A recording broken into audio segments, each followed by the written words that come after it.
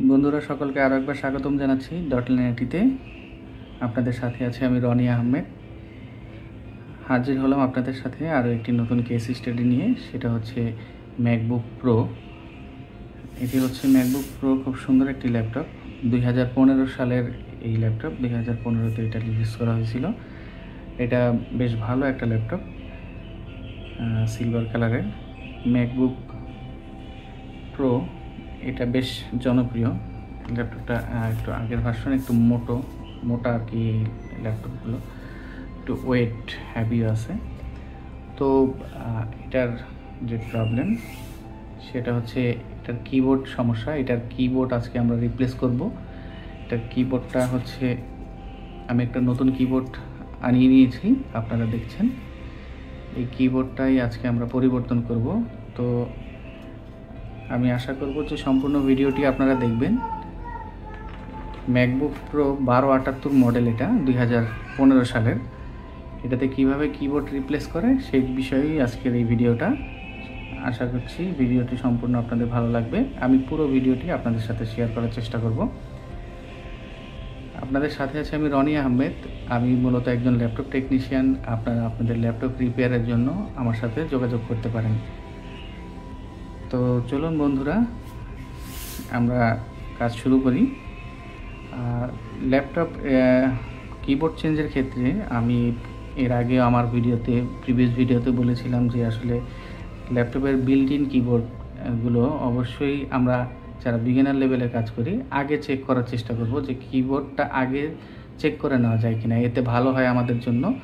কারণ দেখা গেল যে পুরোটা ফিটিং করার পরে আবার কোনো প্রবলেম হলে আপনাকে আবার পুরো কিবোর্ডটাই রিপ্লেস করতে হবে। এটা একটা অনেক বড় ইস্যু। তো একটু কষ্ট হইলেও আমরা চেষ্টা করব যে আগে কিবোর্ডটা চেক করে নেওয়ার জন্য। তো আমি কিবোর্ডটা আগে চেক করে নিয়েছি। আমি কিবোর্ডটা পিছনের সাইডটা খুলে আমি কিবোর্ডটা চেক করে নিয়েছি। আমি সেটা হয়তো আপনাদেরকে দেখাইনি, কারণ ভিডিও অনেক বড় হয়ে যাবে। তো চলুন বন্ধুরা, আমরা কাজ শুরু করি। ওকে,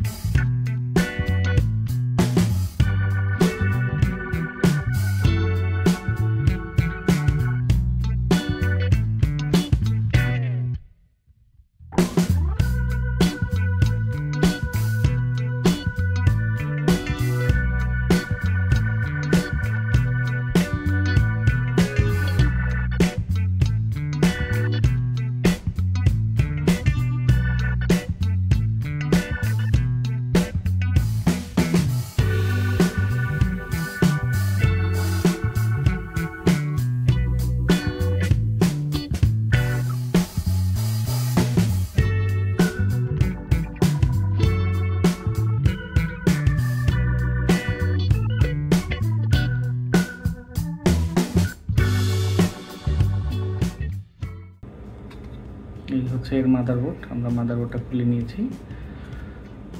বেশ ধুলো ময়লা জমে গেছে। আসলে এটা কখনো খোলাই হয়নি, যার ফলে এত ধুলো ময়লা। আমরা রেখে দিই।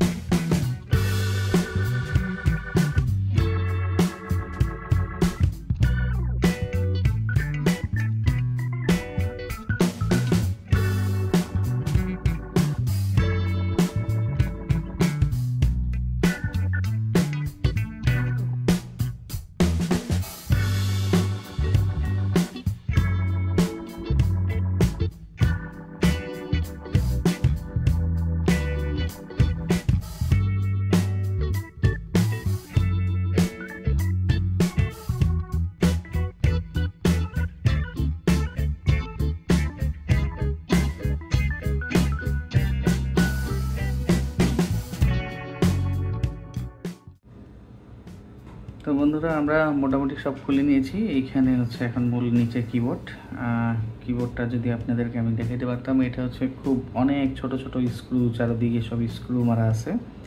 আমি এর আগেও একটা ম্যাকবুক এয়ারের কিবোর্ডের চেঞ্জের একটা দেখাইছিলাম। তো ওইটার মধ্যে হচ্ছে চারপাশে ছিল আপনার স্ক্রু আর মাঝখানে ছিল রিপিট। তো এটার মধ্যে হচ্ছে সবই স্ক্রু, রিপিট করা নাই কোথাও, সব স্ক্রু। তো আমাদেরকে আস্তে আস্তে সবগুলো স্ক্রু খুলতে হবে। তো চলুন আমরা খুলি সবগুলো। খুব ধৈর্য নিয়ে আস্তে আস্তে আস্তে আস্তে করে আপনাদের সব এই স্ক্রুগুলো খুলতে হবে এবং পরবর্তীতে কাজ শেষ হয়ে যাওয়ার পরে আবার সবগুলো স্ক্রু মারতে হবে। তো ভিডিও অনেক বড় হয়ে যাবে, এর জন্য আমি এখানে একটু পজ করে নিচ্ছি। আমি সবগুলো স্ক্রু খুলে আপনাদেরকে আবার ইনশাল্লাহ দেখাচ্ছি। তো ভিউয়ার্স, আপনারা দেখতে পাচ্ছেন আমরা হচ্ছে এটার পুরনো কিবোর্ডটা তুলে নিয়েছি এখান থেকে, এই জায়গাটার মধ্যে ছিল এটা। তো এখানে আমরা নতুন কিবোর্ডটা লাগিয়ে পরে আবার সবগুলো স্ক্রু লাগাবো। তো এটা আসলে একটু সময়ের কাজ, আস্তে ধীরে করলে ইনশাল্লাহ আপনারা খুব সহজে পারবেন। তো আমরা হচ্ছে নতুন কিবোর্ড এটাকে বসাবো। নতুন কিবোর্ডটা বসানোর আগে এই জায়গাটা একটু পরিষ্কার করে দিব, যেহেতু ধুলা অনেক।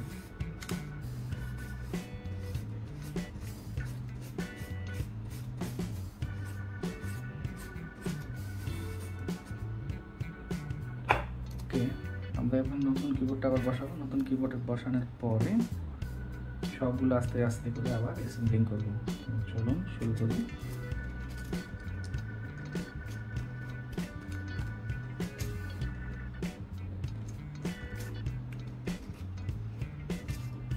জীবনগুলো সব খেয়াল করে আস্তে আস্তে করে বসায় নেবেন। হচ্ছে কিবোর্ড।